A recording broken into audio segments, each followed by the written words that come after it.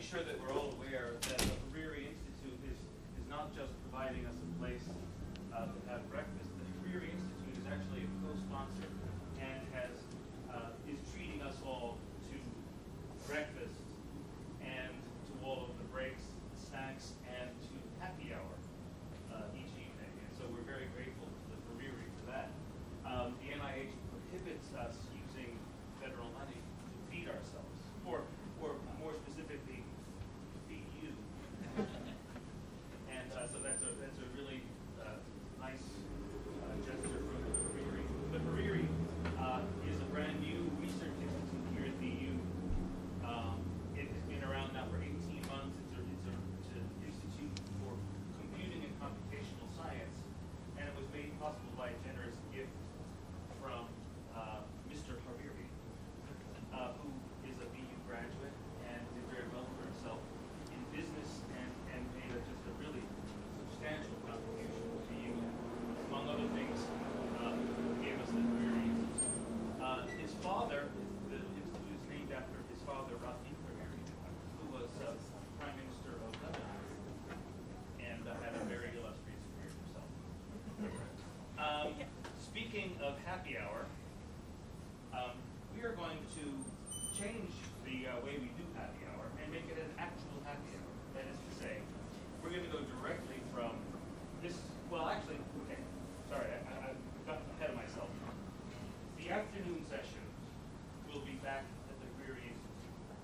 Okay, it'll be easier to use the computers for those sessions where we need to use computers, and where it'll be more convenient to do the kind of breakout sessions that Barry and Lindsay are suggesting. And then we'll immediately transition into happy hour from there, and then people who finally get hungry enough to want to leave and go get something to eat, we'll just start trickling out from that point.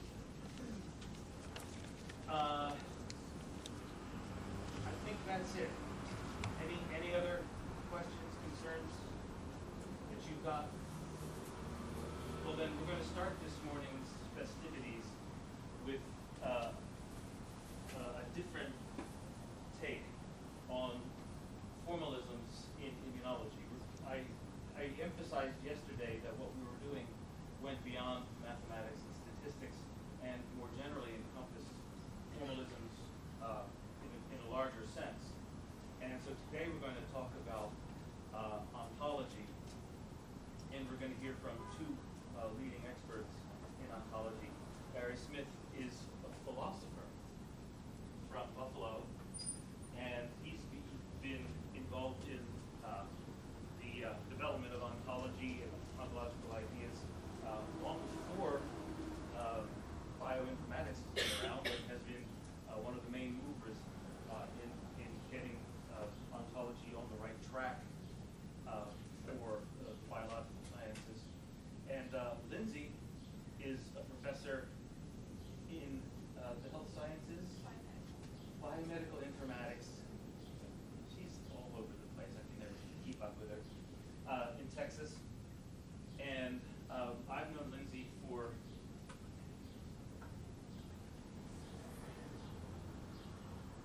a long time.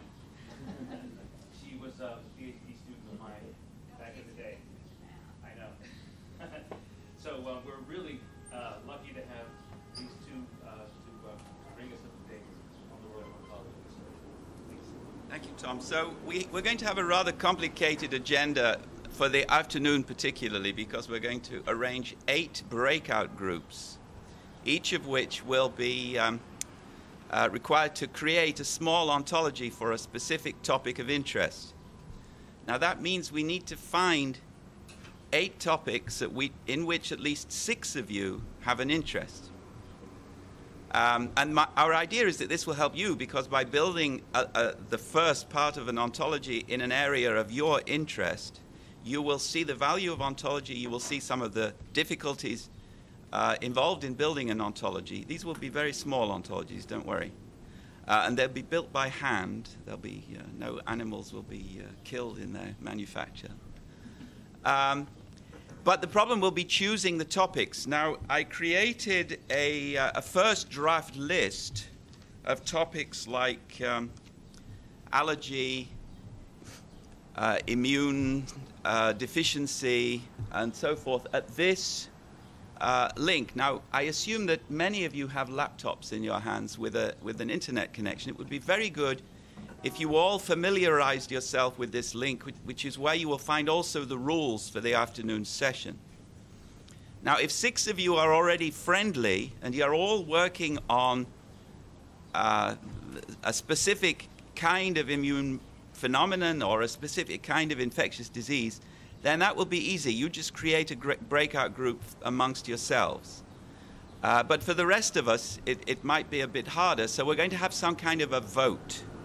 So just be thinking about topics that you are interested in and which you have a good idea other people in the room are interested in. And then we will work on scheduling the vote either at the end of this morning session or at the beginning of the afternoon session. So,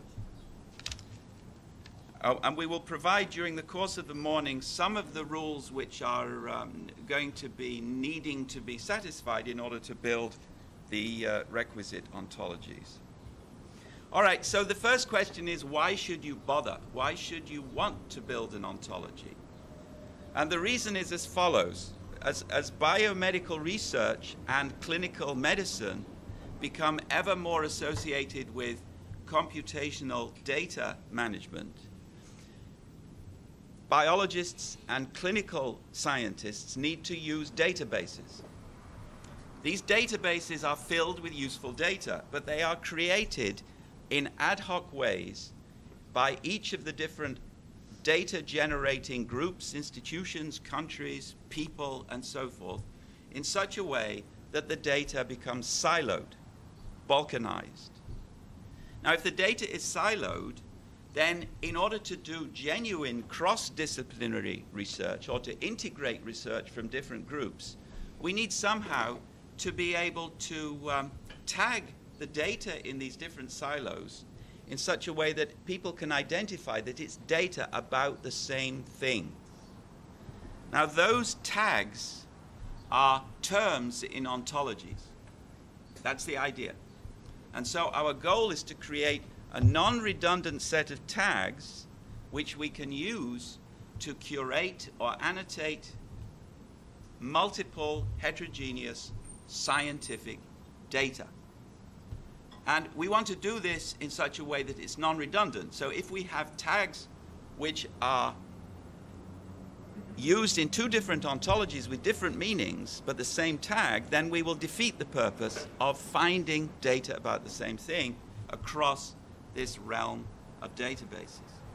So how do we build this suite of ontologies? Well, one answer, which is certainly part of the way to go, is called the semantic web, sometimes called Web 2.0. The semantic web was an invention of Tim Berners-Lee, who is also credited with having invented the original web. So his idea is that the data on the web will become useful for science if it's organized using what is called the web ontology language, or OWL. Now, we're going to be talking a little bit about OWL later on, but OWL is a more sophisticated version of XML. So how many people in the room know about XML? Just a few of you. How many people know about HTML? All right, so XML is a slightly more sophisticated and constrained version of HTML, and OWL is a logically much more sophisticated version of XML. So OWL allows you to reason over your data. It's a logic which allows you to reason over your data, but more importantly, it allows computers to reason over data, even when we have large bodies of data. Because we have OWL, building ontologies gives us reasoning power. If the ontologies are built using OWL, we have very nice software which can check for consistency, for instance, when we put 2 ontologies together. All right, so the idea is that we're going to break down silos by using the power of hyperlinks, which is what HTML allows, by using the power of the internet to create this. So this is called linked open data. And if you go down to the bottom here, you probably can't see this, but you have things like Reactome, Drug Bank, Unifrot, PFAM, Prodom, the gene ontology is behind here. So you have many ontologies which are linked together in such a way that you defeat this balkanization. Now, I think this is not the right way to go. This lacks a certain organization. And if you look very closely, you'll see that there are certain suspicious phenomena here. So up at the top, you have rock music ontologies and the BBC Sport ontology. And it's not clear that those things really need to be linked to the Uniprot database or the gene ontology. So this was put together for public relations purposes. And I do not believe that this is the way to go. Now, why do we have this? Why do we have so many ontologies like this which are linked together in this way? Because ontologies are good things. If ontologies are good things, everyone wants one. If everyone wants an ontology, you recreate the silo problem that you had originally in the world of databases. So this is a problem of lack of authority in the world of ontology. If everyone can create their own ontology, then the ontologies create semantic silos, which are not much better than the original data silos, which the ontology method was designed to solve. Now you can see, if you go to the bioportal, and at the link that I mentioned, you'll find a link to the bioportal. The bioportal is an ontology search machine, which was created by the National Center for Biomedical Ontology, of which I'm one of the PIs. And if you enter obesity in this search machine, you get a list of all the ontologies which contain the term obesity. So this is, it goes on for quite a long time. So what this means is that if you're tagging obesity data, you have to make a choice. Which ontology tag for obesity shall I use? Now, many of these ontologies are not really about obesity. The word obesity has just been sucked in from another ontology. So there's overlap, there's redundancy here, which is exactly what we don't want. If we have redundancy, then we can't use the ontology method in order to break down silos. So this problem is going to become, by 3 o'clock this afternoon, very familiar to you, because you're going to have to find ways of solving this problem if you're going to build your ontology.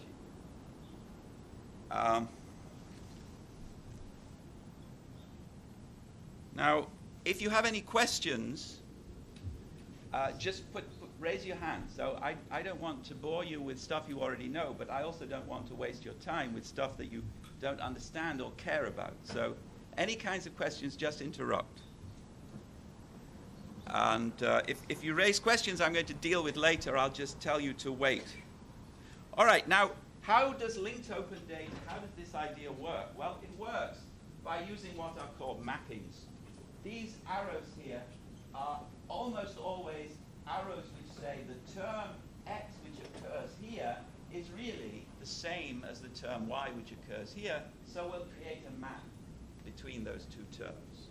And then the rule is that if you have 3 maps between 2 ontologies, then you can count yourself as being part of this big picture, which gets bigger and bigger all the time as more and more people succeed in having their ontology listed. So let's see what you get with mappings. And this again was created by the people who build the maps for the bioportal. So these are maps between ontologies which were created by string matching. So you have the term all phenotypes, which includes all phenotypes: going bald, losing feet, webbed feet, no feet, and so on. All of these are phenotypes. So all phenotypes is the union of all the phenotypes, and it's called all phenotypes. And it's at the very top of the phenotype ontology. Now this was mapped to all organisms in the NCIT organism database. Why? Because of a string match with all. And then this was mapped with allose, which was a form of sugar, or is a form of sugar. And this was mapped to acute lymphoblastic leukemia, which is a really big all. Now, this you can see is not good science. This is what you get when you use the strategy of mapping in order to link together ontologies, and it's not what we do not want.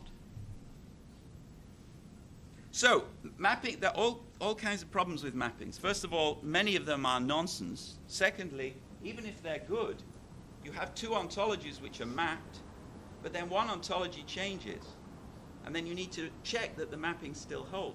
Then the other ontology changes even more, and now you need to check in the other way. And very soon the mappings become no longer valid. So mappings cause a lot of work. And so our strategy, that is the strategy embraced by Lindsay and by myself and by many other biologists working to solve this silo problem, is to try and get rid of the need for mappings completely by making sure that ontologies are non-redundant with each other. And this means imposing authority. We have to say to people, you want a sugar ontology, there already is one. It's quite good. Use that one. Don't build a new one. If you think there's something wrong with the existing sugar ontology, work with the sugar people to make their ontology better. Don't build another one. Yours will almost certainly be worse. All right, so it's hard building ontologies also for social reasons. People want to have their own ontology. We need to try and stop people wanting to have their own ontology. In just the same way that we try to stop people who want to have their own physics or their own chemistry. That would be a mistake. So how do we do it? How do we impose on authority? Well, if you look at the references to ontology and to controlled vocabulary, which is a synonym of ontology, which was much used a few years back, you will see, first of all, that there is a quite consistent rise, which this is 2007, it's continued to rise at roughly the same rate since then. So people are using ontology as a quite standard tool in doing clinical research, and Lindsay will show some of what that involves. But now if you look at this slide, and if you look specifically at the light blue bar, then this is the references in PubMed to ontology, which are about the gene ontology. So nearly all the uses of ontologies increasingly are about just one ontology. Now, this one ontology was, in fact, the first ontology to be built in biomedicine. It's by far the most successful ontology, and it's an ontology which we should respect and recognize as forming some sort of authority. Now, many people have done that. The gene ontology has become a de facto standard ontology within the biomedical domain. Now, what is the gene ontology? It's not an ontology of genes, it means it's not named very well. It's an ontology of attributes of gene products. Now, what does that mean? Well, when you discover a new gene, there are three sorts of attributes you're interested in. Where in the cell did you find that gene? What does that gene do at the molecular level? For instance, binding.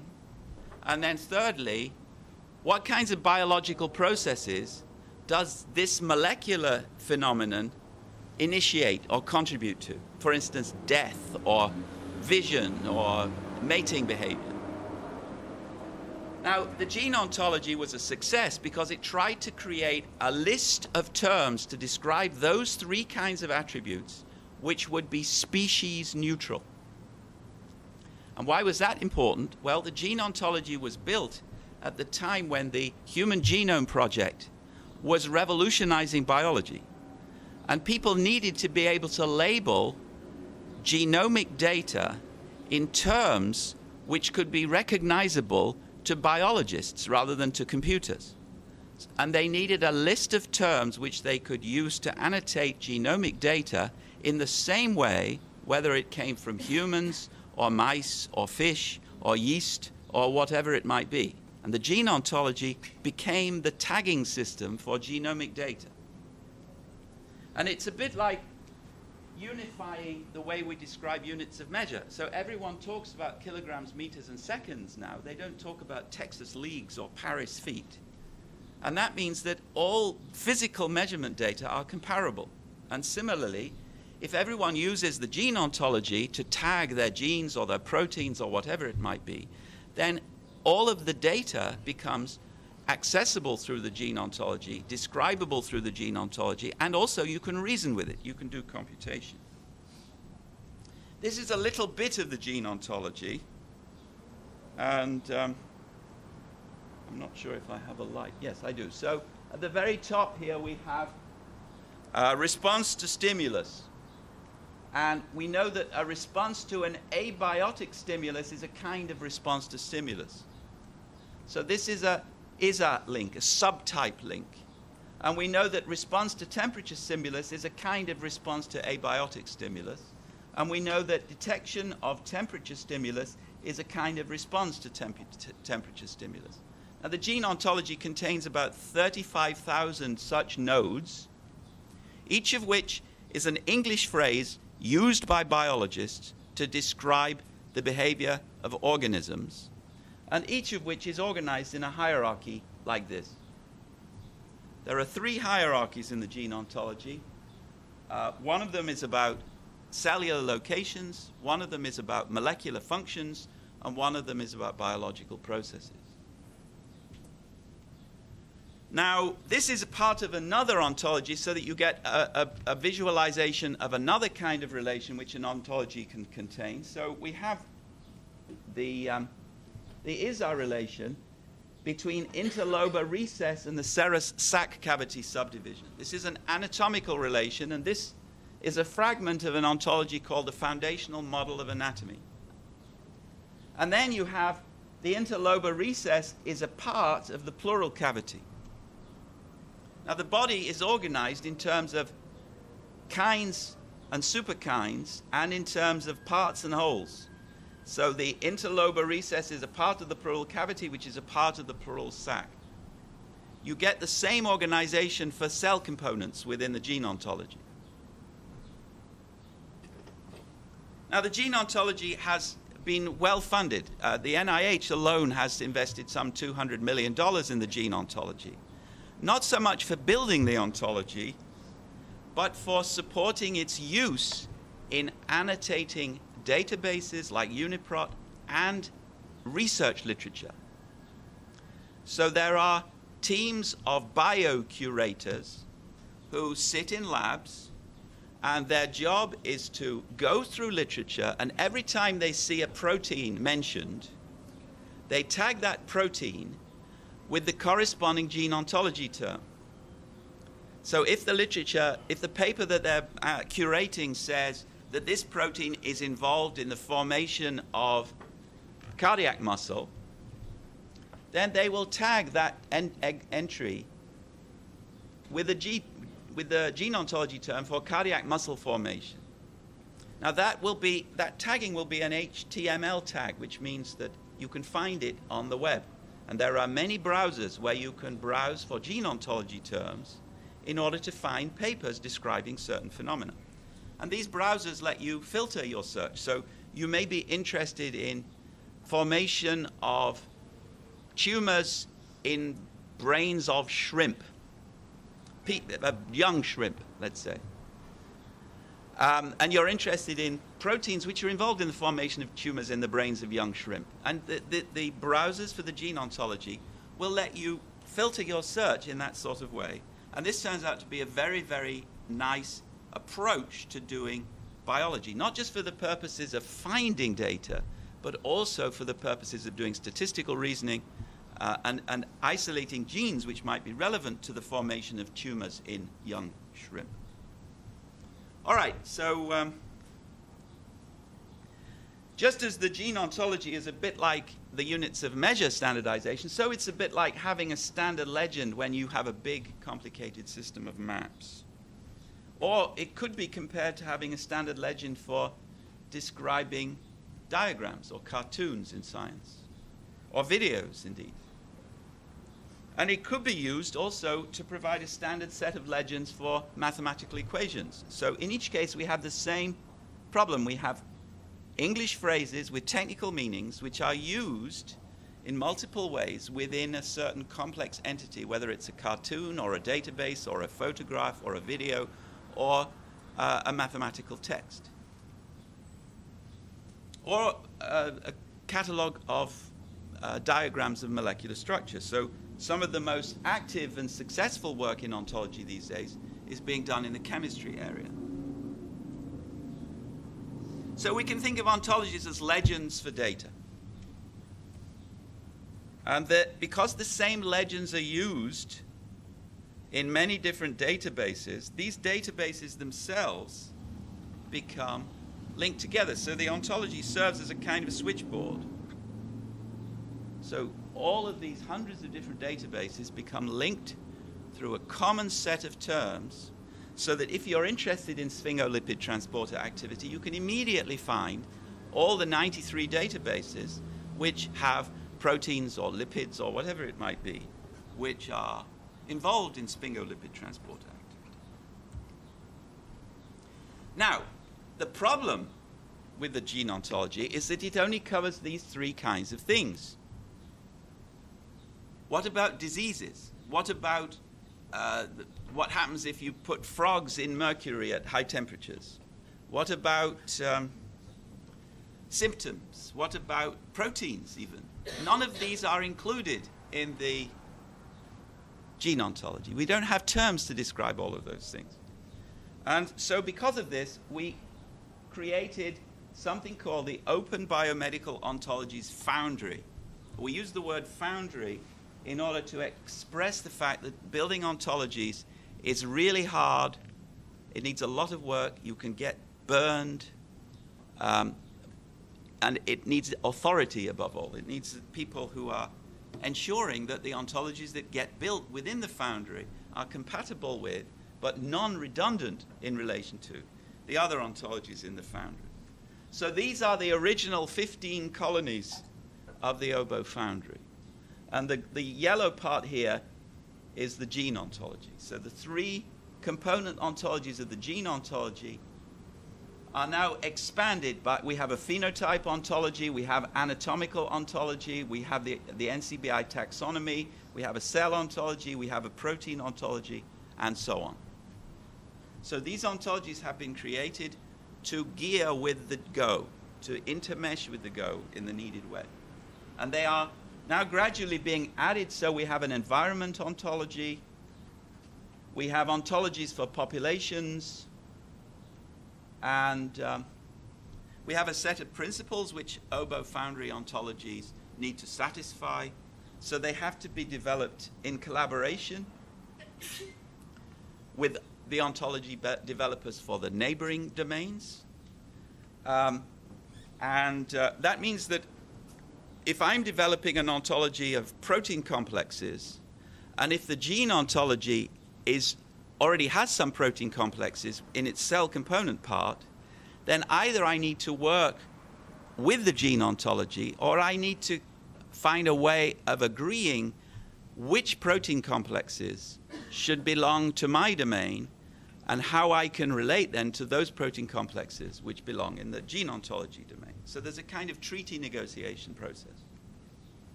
Now, because we're all working by the same rules, and because we all agree that this is the right way to go in order to avoid the silo problem, we have a common process of government, common editors, common training. We have a common architecture which is based on the basic formal ontology, which I'll return to shortly. It's based on the relation ontology, which is a small catalog of links that we allow between ontology terms, both within and between ontologies. And above all, we have one ontology for each domain, so we don't need to do any mapping.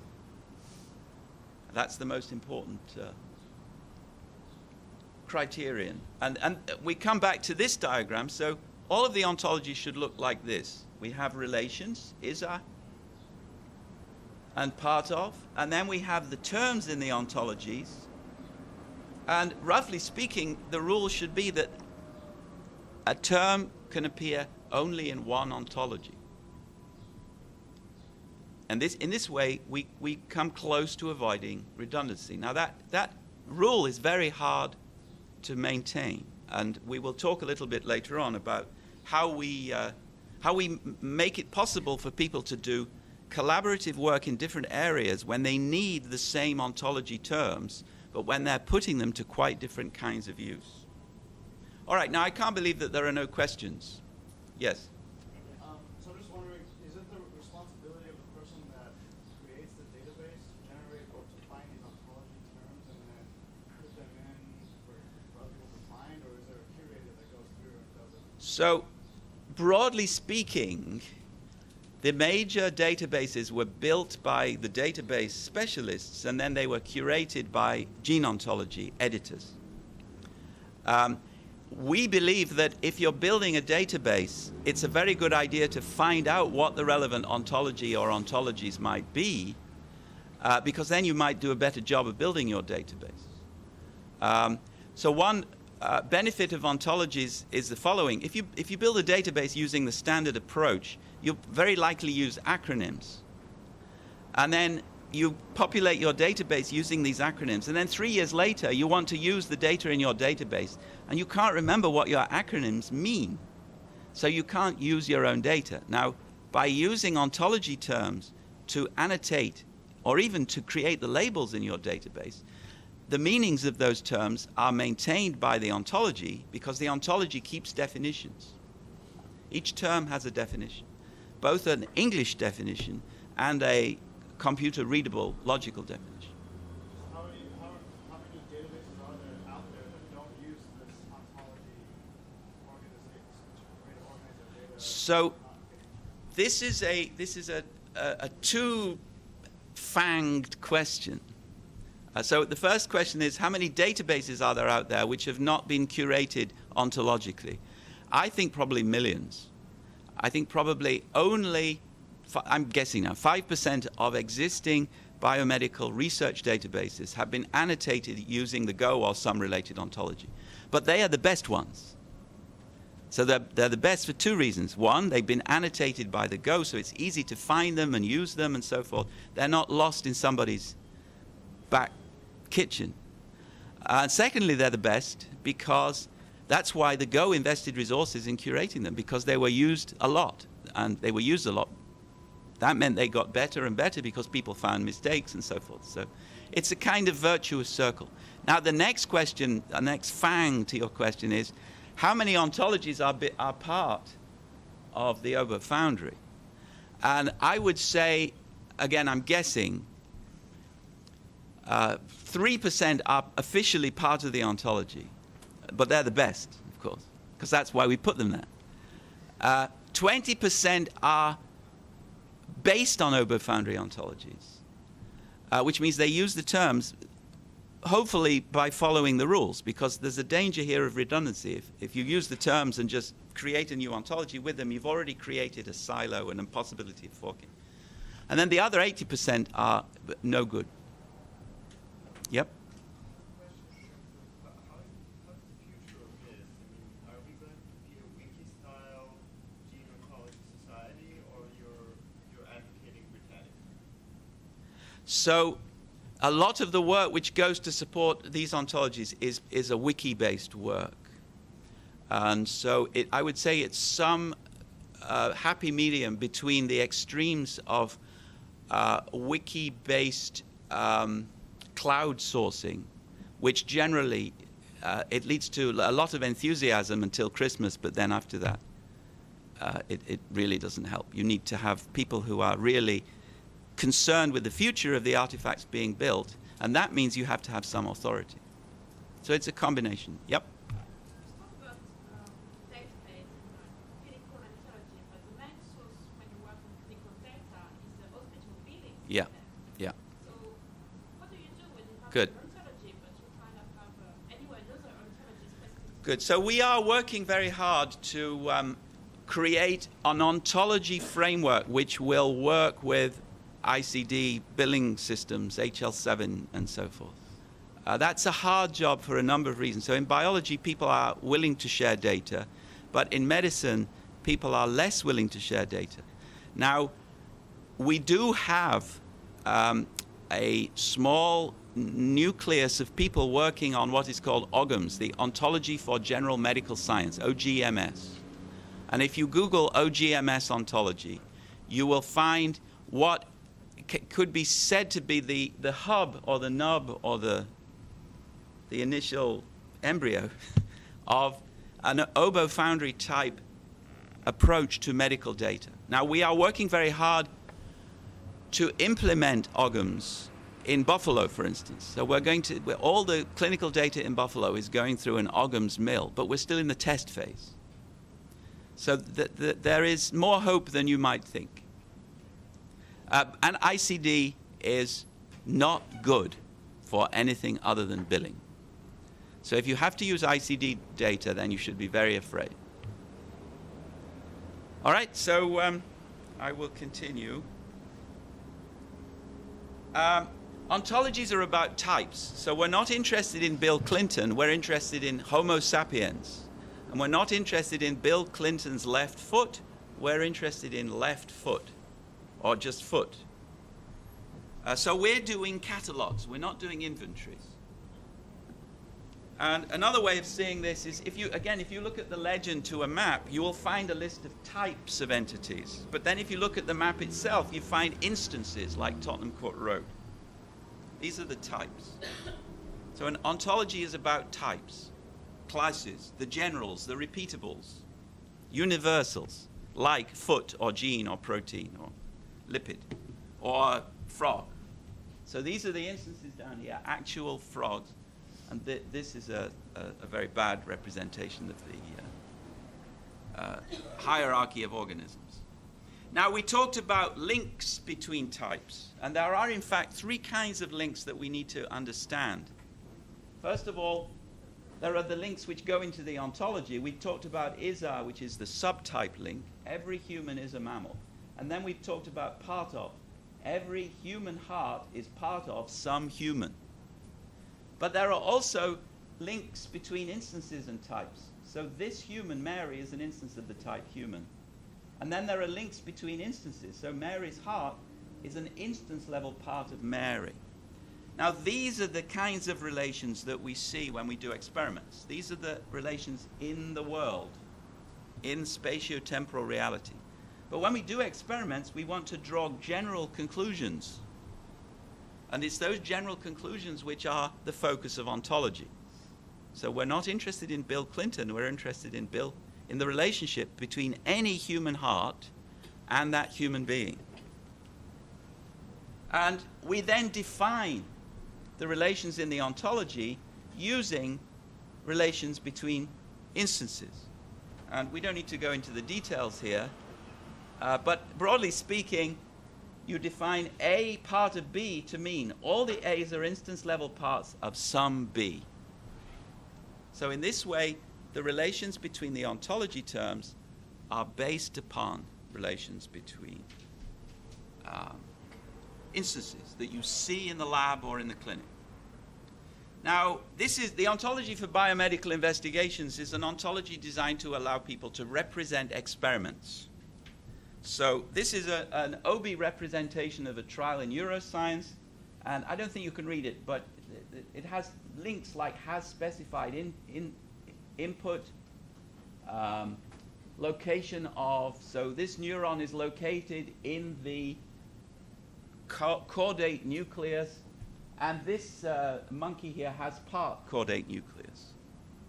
So the macaca fuscata has part caudate nucleus, which is the location of this neuron. Now this is another, this is a vaccine protection investigation. This is an ontological representation of a vaccine protection investigation. Now maybe you can read this more clearly. So vaccination is a process which realizes an injection function. So you realize the process of injection by vaccinating somebody. And in order to vaccinate somebody, you need to have a vaccine. And this vaccine will be in some material entity, and the vaccination will have a participant, which is the object which gets vaccinated, which is here a mouse, and so forth. Now, the reason for doing this is manifold. First of all, it gives you a controlled vocabulary for describing experiments. Now, the FDA needs controlled vocabularies for describing experiments. Regulatory agencies want to see experiments described in a comparable way, and that's part of what OBI's job is supposed to be. Now, now we're getting close to your job for the day. So you need to reserve part of your brain during the next hours so that you'll be fully prepared when you come back at 1 o'clock. So no lunch. This is a list of terms which appeared in those two examples. It's not the complete list, but it will give you an idea.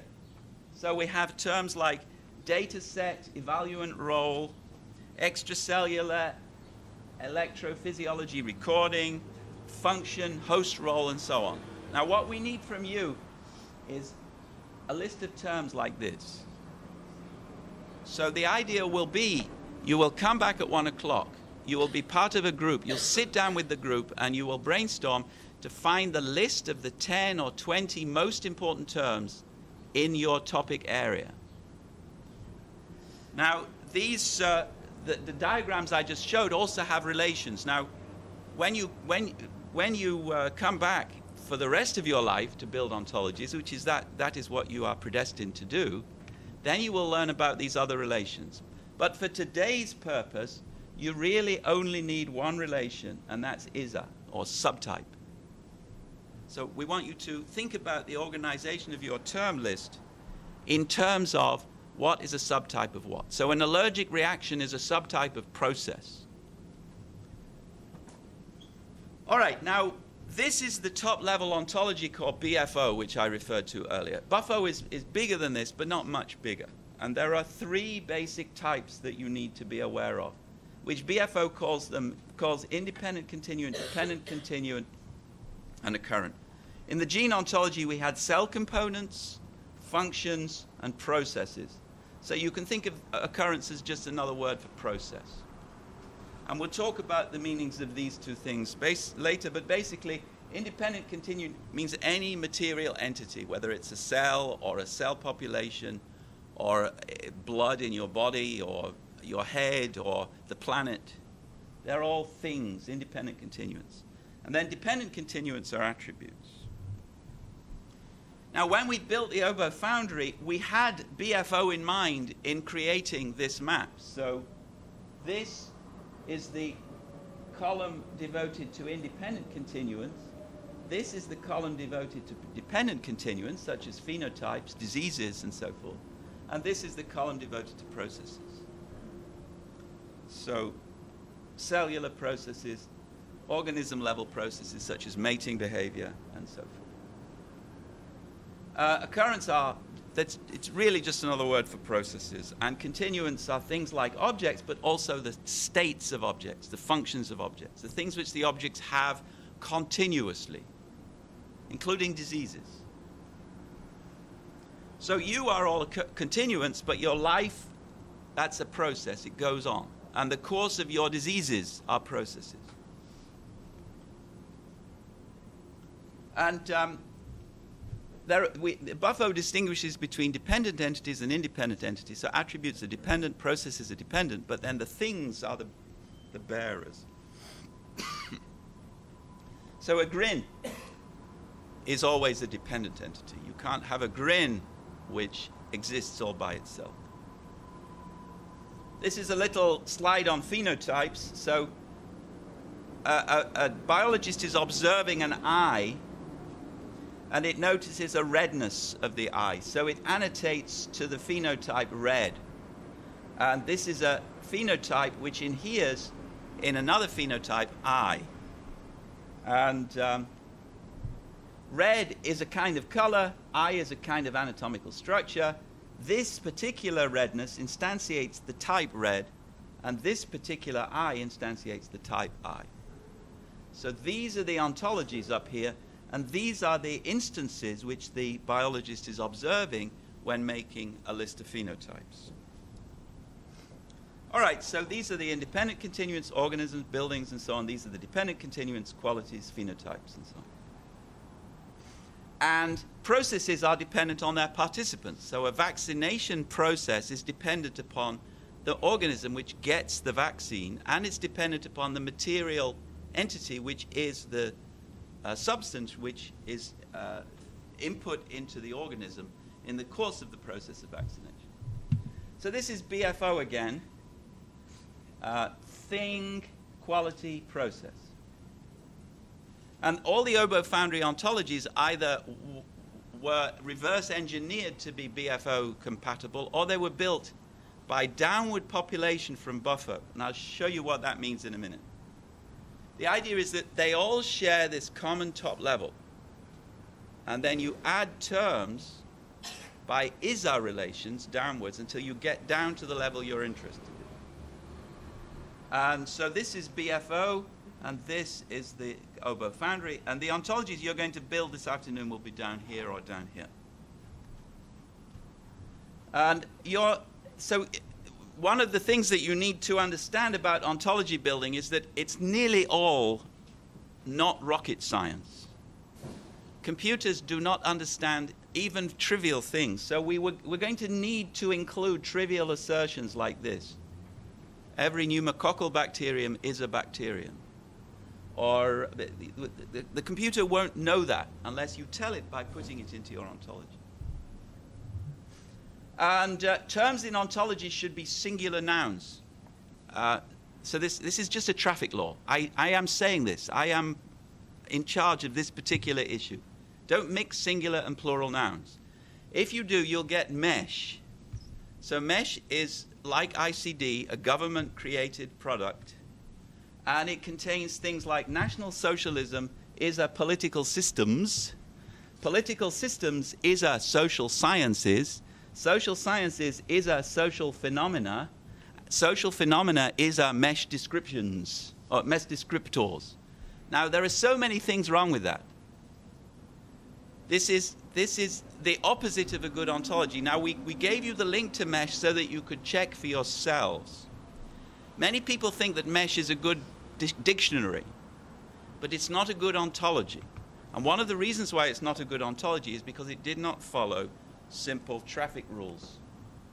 Now, another simple traffic rule is that don't confuse the things with their names.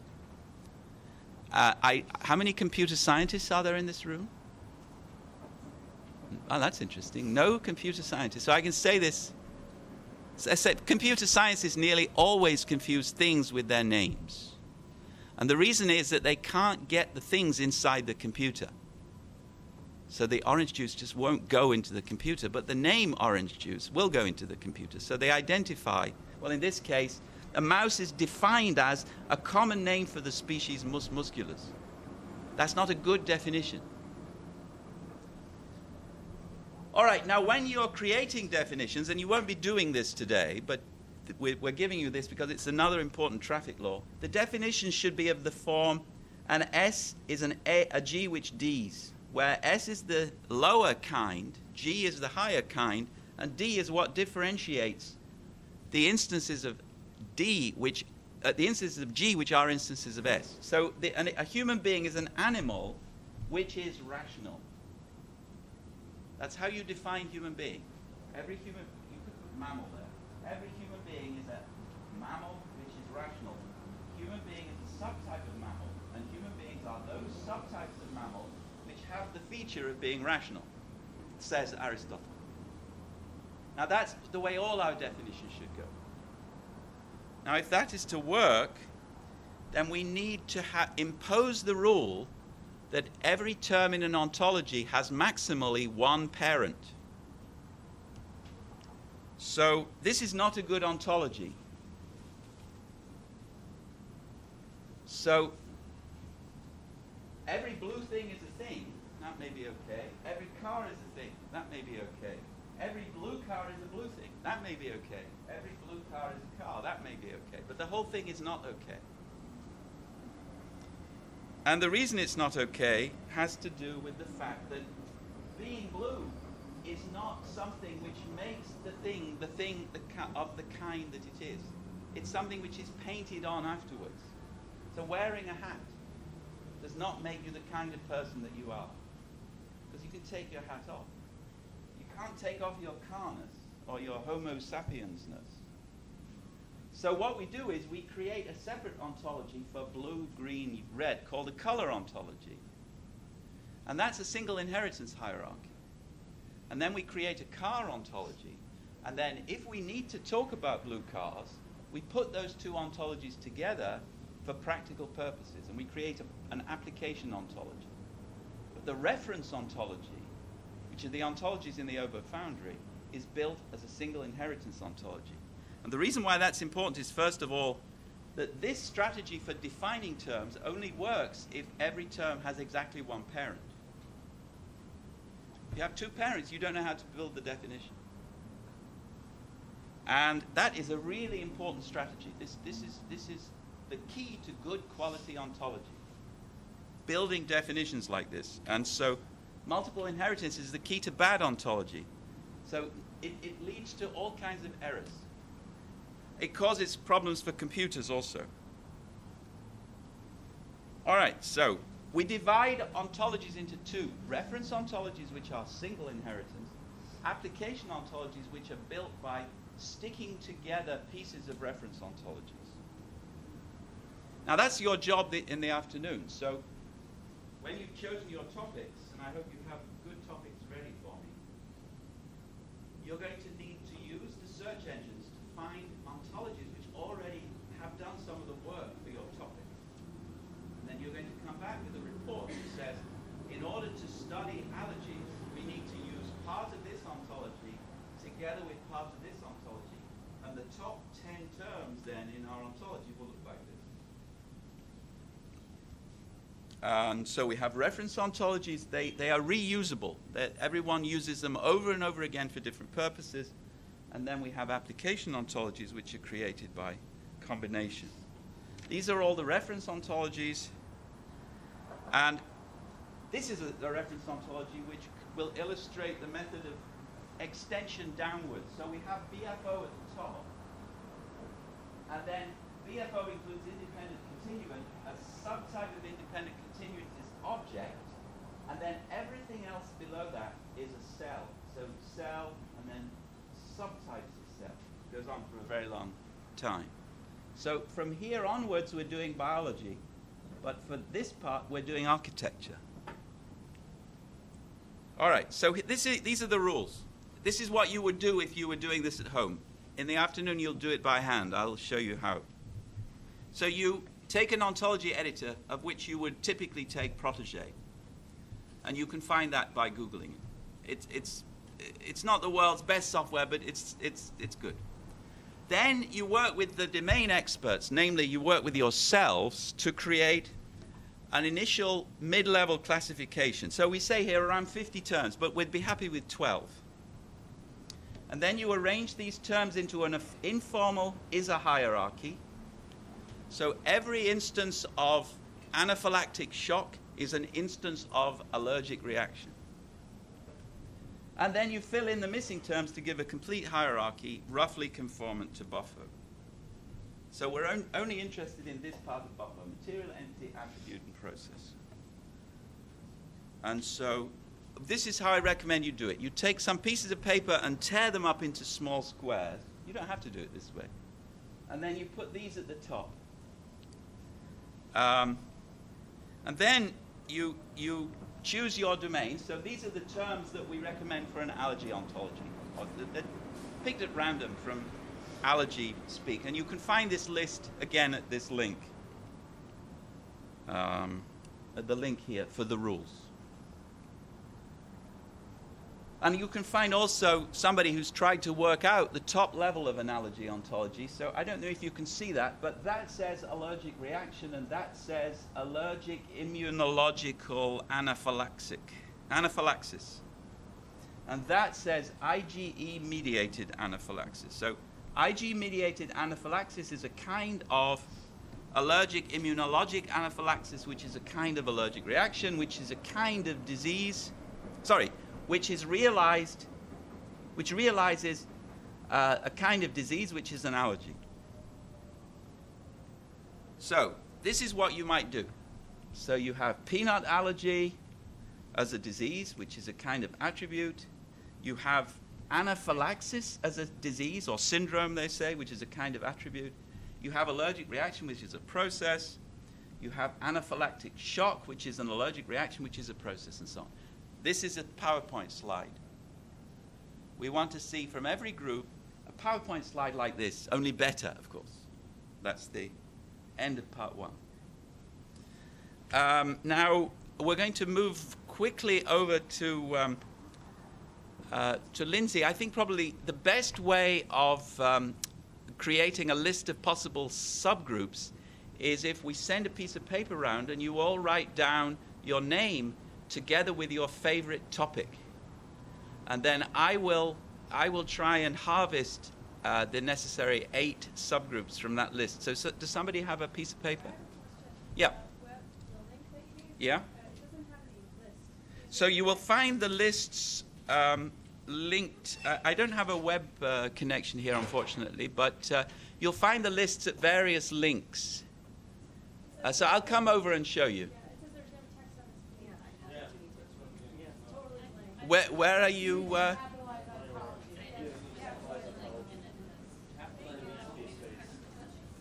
If you go to my website, you'll find a working link in the top left box.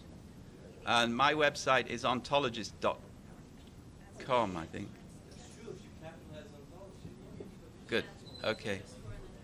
So capitalize ontology, ladies and gentlemen. So who has a nice piece of paper? So write your name and then write your favorite topic. And if you want to put down 2 topics, that will help me.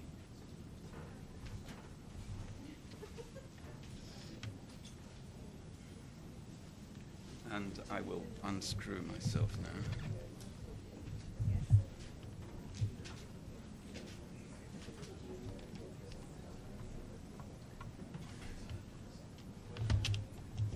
There you are. Thank you. There's a laser pointer. Just gonna make sure that things are gonna come up for you. Okay, thanks. Is there a laser pointer? Maybe he was using his own. You have your laser pointer handy? We have the best graduate students. Yeah. Well, I mean, second best. Oh, okay. Or I could just still consider myself in that category. Excellent.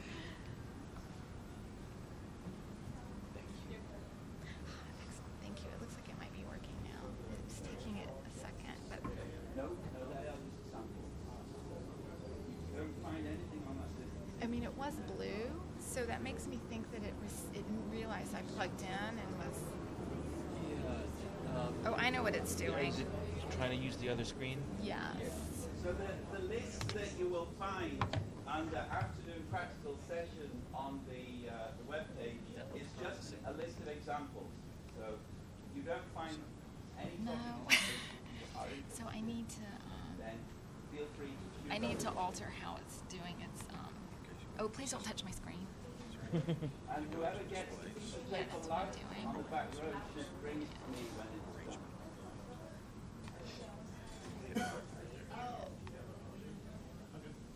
There it is. Thank you.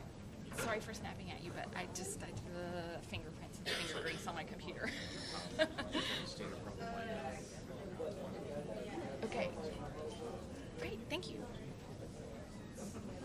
You want to just check and make sure you're going to Oh yeah, good idea.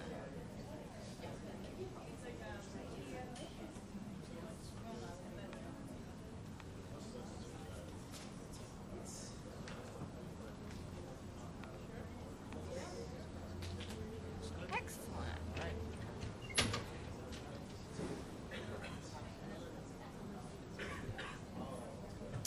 Okay, so finally our technical difficulties have been solved. Can everyone hear me okay?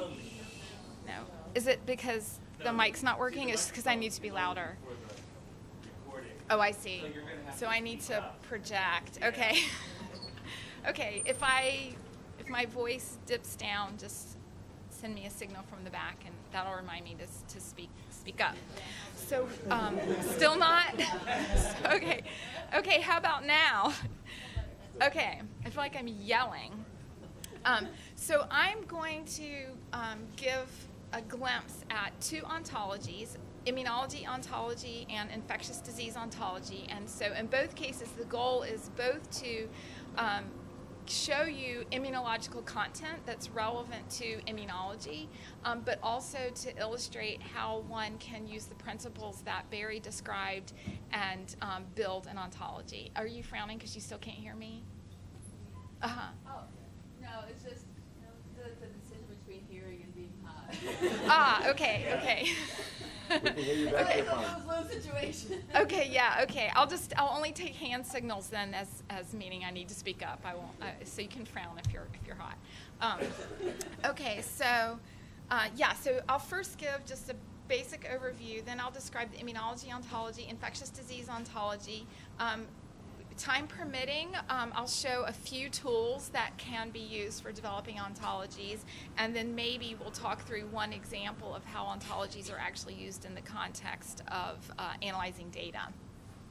So the basic approach, as Barry also outlined, is to identify entities that are within the scope of your domain, and then to utilize existing OBO-Foundry ontology terms as much as possible. So you would find the terms that relate to the entities you need in your ontology and then import those. And the reasons for that, one is that reduces duplication of effort, but also it facilitates the interoperability that Barry was talking about because it encourages the use of common ontology terms across many different ontologies that are being developed. When terms you need for your domain are not present in an existing ontology, then you identify those terms that you need to write new definitions for. If those terms fall within the scope of another ontology, it would be good citizenship to request that that term be added to the ontology that's appropriate, but also you can just define that term locally within the ontology that you're building. Then, in addition, you can begin to enrich the set of relations that are asserted between the terms in your ontology. Okay, so to start, immunology ontology. First, I just want to go through a list of the kinds of things that one might want to include in a very basic ontology about the immune system. So first we have processes, and so we have things like antigen presentation, phagocytosis, BDJ recombination. You would create a very, very long list of all the different kinds of processes that you imagine you would need to include. We would need also terms for anatomical structures, for example, primary and secondary lymphoid tissues. We would need terms for molecules, such as the molecules in the complement system, pattern recognition receptors, cytokine, chemokine receptors, etc. Cell types, so we would need to include various leukocytes and many other kinds of cells that might participate in an immune response.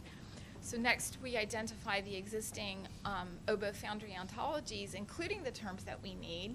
So in the case of processes, we would go to the gene ontology, biological process ontology. And so I wanted to show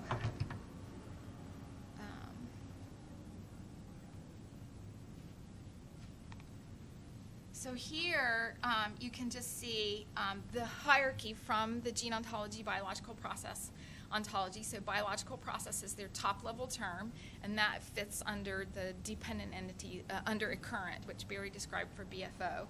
Then as a subtype of biological process, they have created the type immune system process.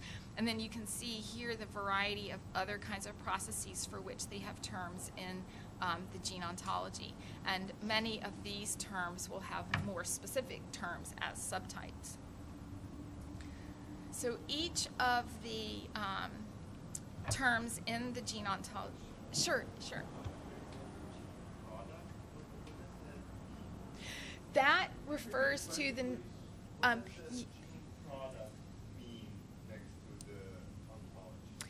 yeah, so that refers to the number of genes or gene products for which that ontology term has been used as an annotation.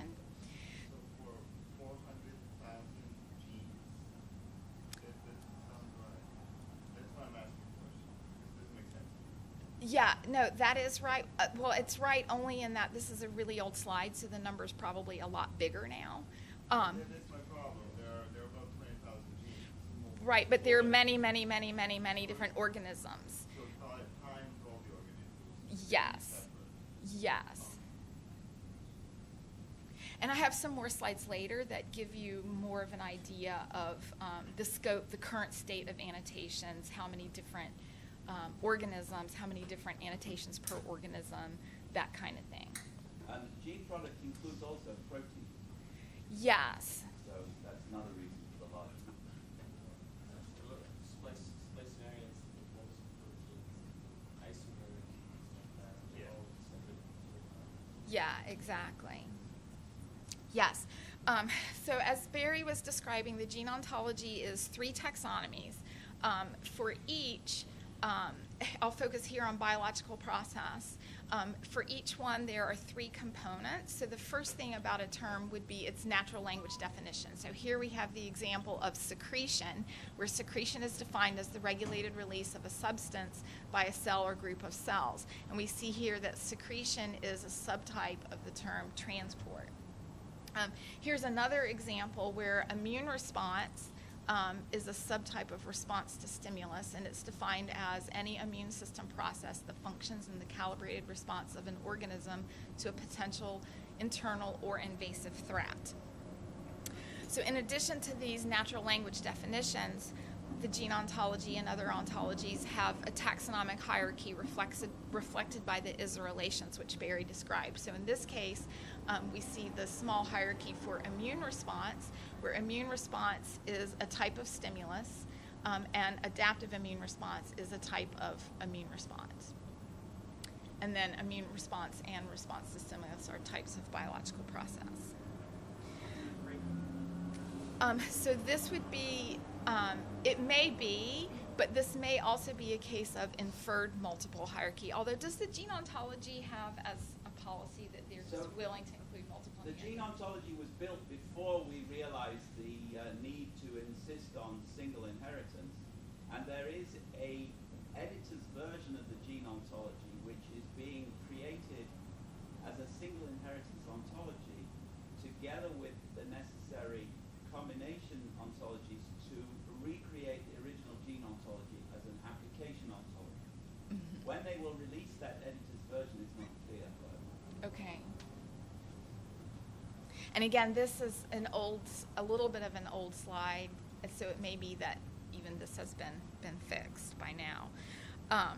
So then, in addition to the natural language definition, the taxonomy, and the gene ontology, there is a partonomy, so where they have asserted parthood relations between terms. So here's an example of that, where cytokine production is asserted to be part of an immune response. So here you see how cytokine production fits in with the overall taxonomy we were looking at. So it's a type of cytokine production, and then it's part of an immune response. So in addition to the gene ontology covering processes for anatomical structures, we would start by looking at an ontology called Uberon, which is an anatomy ontology that attempts to be species neutral. So there are organism-specific anatomy ontologies, like the mouse anatomy ontology or foundational model of anatomy for human anatomy. But Uberon provides the opportunity to use terms for anatomical structures that hold across different types of organisms. Here, I did actually, let me just back up, and I want to show you one more example from the gene ontology. Here we have the term opsonization, which is a part of phagocytosis, and then is a subtype of immune effector process. So now, yes.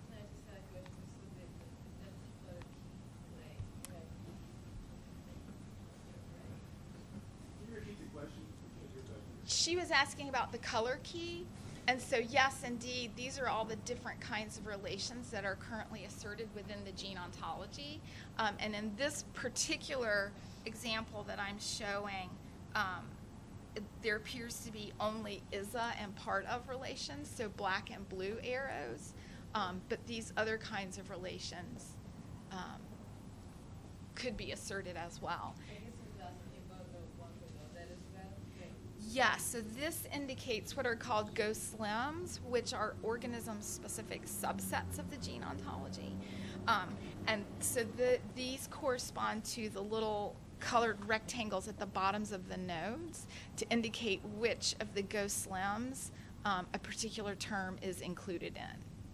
So for example, the dark blue would be included in a ghost limb that is specific for plants. A subset of the gene ontology, so it basically excludes all the terms that are not relevant to a particular domain. So in the case of the ghost limb for plant, only plant relevant terms would be included. And so for each term, like you can see, transport is relevant for many different kinds of organisms.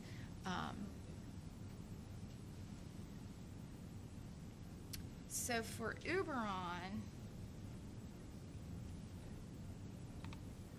so this gives you a glimpse at the hierarchy for Uberon, and this is in one of the tools that we wanted to mention, the NCBio bioportal, which allows one to search for and search for specific terms, as well as browse the hierarchies of ontologies.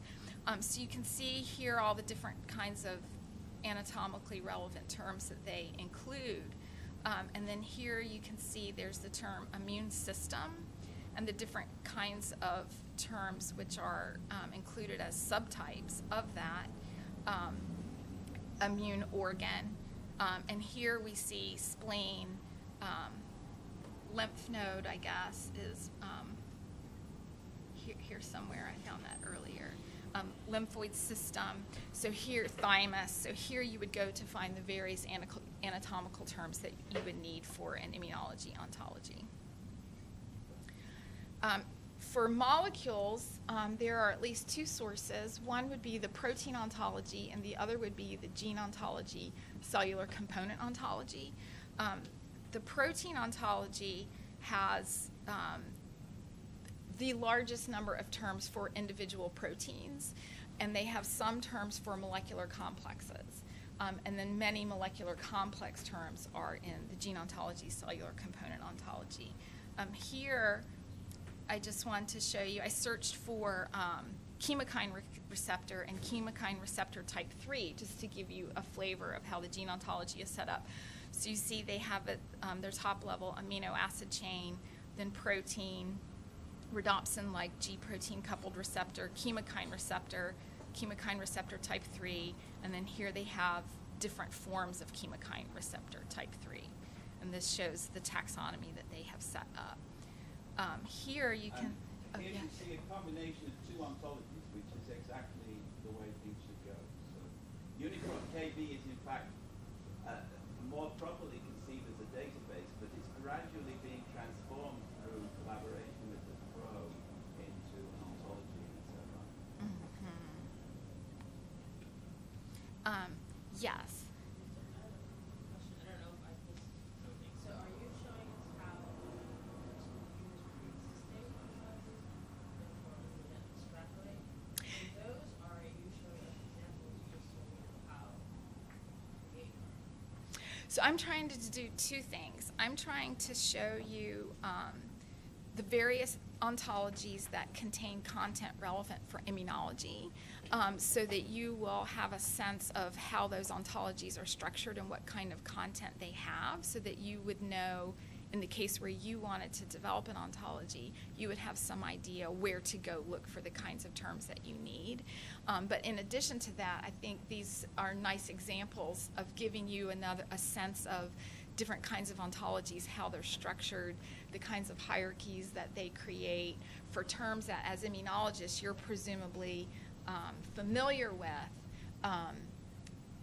You can even see whether you agree with the hierarchies that they've created or disagree. Some of you may say that, that's not really very good. I would suggest changes to that. But at least it gives you a sense of how they're set up. I just want to also show, so this shows the hierarchy down to chemokine receptor type 3. Here, just to give you a sense of the number, this shows you a list of all of the terms they have that are below chemokine receptors. So you can see there are many, many, many, many, many. So there's a lot of work that's already been done, and this provides a valuable resource. So for your ontology, you wouldn't need to go create new terms yourself for all these different kinds of molecules. In the case of cells, we would go to the cell ontology, which Barry also showed a little bit of. And here, this shows more of the hierarchy down to immune-relevant terms. So you can see under animal cell, we have hematopoietic cell, bone marrow hematopoietic cell, leukocyte. We could click here dendritic cell to see the various kinds of dendritic cell types. Under lymphocyte, many different kinds of lymphocytes. You can see these get more and more specific. So if we click on T cell, we see we have the different kinds of T cells. So you can browse to various levels of specificity to get the terms that you specifically need.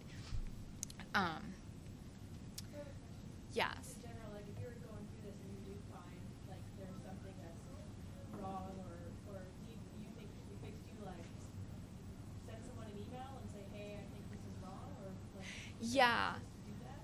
Yeah, most of the all of the ones that we're talking about today, but probably most ontologies in general, would have a web page that would include an issue tracker. So you could submit a request for a new term, or just submit a comment that you think a definition needs to be revised or whatever. And most of them are pretty good about responding quickly. So within probably 48 hours, you would get some kind of response. And I mean, it's good to do because it improves the resource for everybody. Even though it's kind of time consuming, maybe to do that. Yes.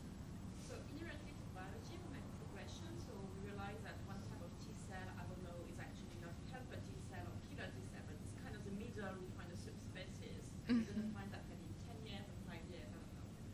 So what do you do with an ontology when it's like so much evolving and not like in a kind of splitting web, but with overlap? What do you?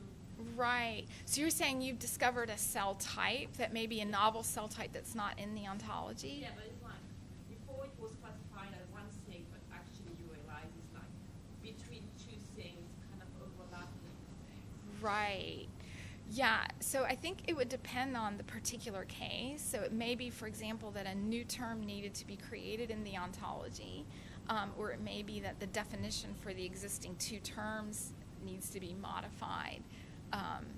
So I think it would depend on the specific case, but I would definitely say, I mean, I think overall your point is that science is changing really, really rapidly, and we're always getting new knowledge, but we're also often discovering that what we thought we knew was wrong. And so it's definitely a goal of the ontologies to evolve and keep up with that. And that also goes to her comment about submitting requests for changes. Yes.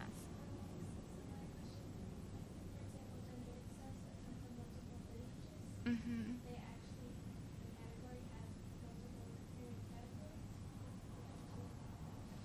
So in this case, you mean parent as way of derivation, I think, and that's different than parent from an ontological standpoint of ISA for classification. So for example, in the cell ontology, which we didn't see, so the hierarchy I was able to show you was the ISA classification hierarchy as Barry was describing. But also in the cell ontology, they include other kinds of relations, and one relation they include is they call it either derives from or develops from, but in any case, it's a relation specifically for lineage. And so you would use that relation to capture the multiple lineage parents for a particular cell type like dendritic cell. Mm-hmm. Other questions? Okay, so now we have identified for our domain lists of entity types that fall within individual hierarchies. So all the cells are in a cell hierarchy, all the proteins are in a protein hierarchy, all the anatomical entities are in an anatomy hierarchy. So now the next thing that we would want to do is bring these together, import these into our ontology, and begin to assert the relations between them. So this shows an attempt at doing this to represent entities relevant for germinal centers and germinal center reactions. And I should say this is work that I've been doing in collaboration with Tom, and we would both say that it's in early stages and needs lots of work. So it's certainly not the definitive answer on germinal center biology, but it does give you an idea of creating an ontology relevant for the immunology domain. So here you can see we imported various kinds of entities. We imported the cell type terms that we need from the cell ontology. We imported some anatomical entities from, in this case, the foundational model of anatomy, which is specific for human. This is a screenshot of an ontology editor protege that Barry mentioned. And the way this is laid out is the hierarchy that you're creating is shown on the left-hand side. For any term that's highlighted, you see all of the information that's been associated with that term. So in this top panel, these are natural language annotations to the term. And so here's where you would include the natural language definition for your term and any other comments that you have. In the lower part, you can make logical assertions about your entity. So Protege is an editor that is based on description logic, and, well, it accommodates a description logic representation of your ontology and allows for description logic reasoners to be used. So we won't have time to go into the details of that, but that's what this bottom part is showing. So for example, we have the natural language definition that a secondary lymphoid follicle is a lymphoid follicle that contains a germinal center. So that's our natural language definition for secondary lymphoid follicle. Under here, we have a logical representation of that where we say a secondary lymphoid follicle is a lymphoid follicle. It's some entity that is a lymphoid follicle. So this is the G part of the definition that Barry described. And it has as some part a germinal center. So this is the differentia part of the definition that Barry described. Then we assert these additional kinds of pieces of information that aren't considered part of the definition, but they still can be used by the reasoner. So for example, we would say the secondary lymphoid follicles have part germinal center, they have part mantle zones, etc. And so now I just have a couple of screenshots that show a networked representation of all of the terms based on those logical annotations that we've made. So here we see a lymphoid follicle, which with the subtypes primary lymphoid follicle, secondary lymphoid follicle. Then we can expand that to show the regions of lymphoid follicles. So we have mantle zone is a region of a lymphoid follicle. A germinal center is a region. A germinal center zone is also a region. Germinal center light zone and germinal center dark zone are types of germinal center zones, which are then regions. So here now we can knit this all together where we have a lymphoid follicle and primary and secondary lymphoid follicles as subtypes. Then we have the regions of lymphoid follicles, and these were all the subtypes of region that I showed in the previous slide. So in this slide now we've added those has-part relations. So we can see that, for example, a mantle zone is part of a secondary lymphoid follicle, and a secondary lymphoid follicle has part mantle zone. We see in addition that a secondary lymphoid follicle has part germinal center zone, and also that a lymphoid follicle has part region of lymphoid follicle. Then we can further expand that to show the relations between those anatomical sites and the cells that they contain. So here, for example, we see secondary lymphoid follicle has part germinal center B cell, and lymphoid follicle has part quiescent B lymphocyte, T lymphocyte, and follicular dendritic cell. So we're creating this richer network structure. It's it's now richer and contains more information than what was contained in each of the individual taxonomies that's within each of the individual ontologies. So we've now related the anatomical entities to the cells. And, oh, is it bad? When I... Yeah, Maybe if we turn the light off for a minute. yeah, here. Or just the focus of the projector itself. Maybe Like the big Yeah, that would help, but I do think it's out of focus too. I don't know how to adjust that. No, that would be Okay. Are there blinds for the window? Would that help? no, unfortunately there are. I think the person who's responsible for that has left. Is it legible at all?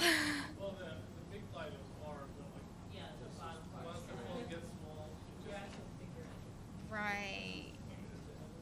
Is that one better?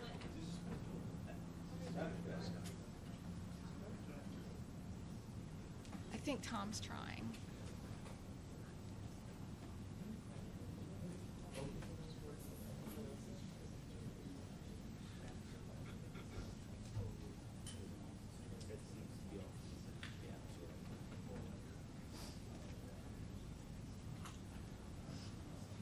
We stop at 10:30, is that right?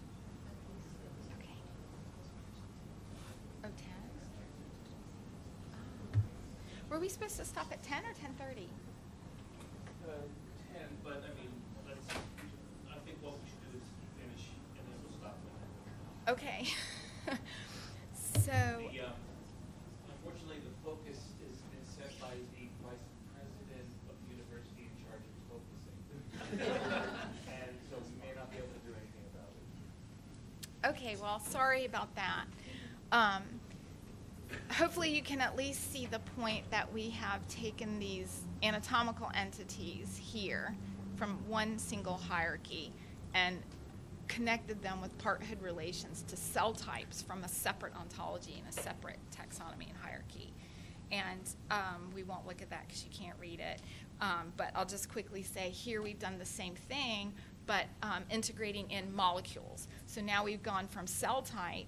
So here we have follicular dendritic cell, and we show that it secretes CXCL13, and we see that CXCL13 and CXCR5 have the disposition to bind each other.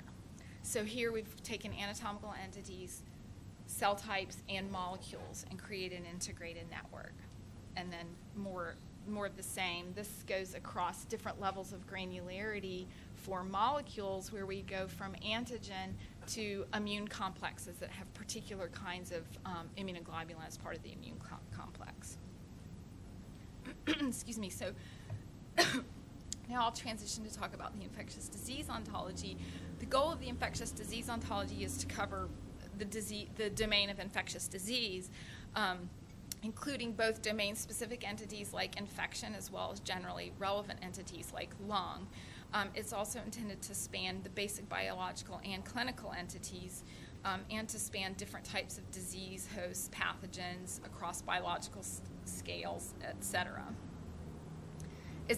Oh, it's automatically turning off? Oh. You know, some lecture halls, the projector is set to the length of the class, and they turn off. Oh, yeah. I thought that's what was happening. It's like you're gonna get your break at 10 anyway. This just shows the different kinds of things that need to be accounted for in an ontology for infectious disease. And relevant here is that it overlaps with host immune response. You would want to include the host response to infection as well as all of these other things. The strategy is to be developed within the OBO Foundry, as Barry described, and I won't go through the details, but you guys will have these slides for reference. This shows the different ontologies that are being utilized for creating the infectious disease ontology. So for clinical entities, we have the ontology of general medical science, vital signs, symptom, disease. In the biological domain, many of the ones that we've already talked about today. And for investigational entities, the ontology of biomedical investigation, which Barry mentioned. This gives more information about the scope. Here I wanted to show an example of how, so for the immunology ontology, I showed how we took these different taxonomies, and as humans, we went in and manually asserted the relationships between the entities that we wanted to connect. But as Barry mentioned, you can also use automated reasoners to infer these richer network structures that we were creating. And so this is an example of how you write your definitions and use these taxonomies to allow automated reasoners to do that.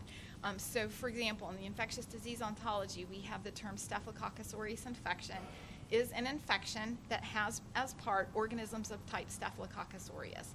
So infection is an infectious disease specific term defined within the infectious disease ontology. We import organism and Staphylococcus aureus from NCBI taxonomy.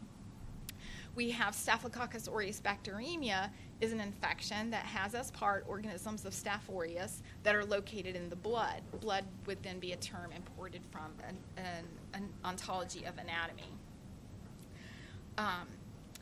So then here shows the corresponding logical definitions to those natural language definitions. So for example, we have Staphylococcus aureus infection is an infection that has some Staphylococcus aureus. Similarly for Staphylococcus aureus bacteremia. So this diagram shows the terms with the relations that we have asserted. So we have defined infection, bacteremia, Staph aureus infection, Staph aureus bacteremia, and we have asserted ISA relations as shown by the black arrows. Sorry, I have a question. Yes. Is there a reason why, like, Staphylococcus bacteremia is not part of the staph infection? You can't have bacteria without infection, right? So Staph aureus bacteremia is a specific type of infection. But it's not a subtype of staph infection. Okay, well, so that's going to come up in the next slide, but then if you still have your question, just raise your hand again. And this goes to Barry's example of easing maintenance and reducing errors and that kind of thing. Because if we have carefully written our definitions, then the human annotators, all we need to do is say infection, then I have a list of these different kinds of infections, and I write my careful definitions with just asserting the single parent infection. Then I utilize additional information from these external ontologies from which we've imported terms. So we have, for example, that Staphylococcus aureus is a type of bacteria, and that Staph aureus is a type of bacteria that is infectious. So what a reasoner then does for us is, so in addition to these relations represented by the black arrows that we've asserted, the reasoner infers the additional relations that Staph aureus bacteremia is not only a type of infection, but it's a type of Staph aureus infection, and it's a type of bacteremia. And this gets to the blue thing car, in that we have two different modes of classification going, one based on organism type and one based on location. We don't assert multiple ISA parents in our ontology to capture that. We just have definitions and annotations that allow an automated reasoner to infer the richer relationships between the entities. Did that make sense? And here this just gets more complicated, where we see gram-positive bacteria, methicillin-resistant infection, and joint infection. Here, these are links to the tools. I know we're already over time. So I put my slides on the web already, and you can link to them from the program page that we've already pointed out to you. I will link Lindsay's slides in the next hour or so, so you can get these references as you need them from her slides. Some of them are already there on the wiki page, but you'll be able to get Lindsay's slides also. Okay, so I won't do any demos of these in the interest of time, but I'll just quickly give the overview that I would group the tools into three categories.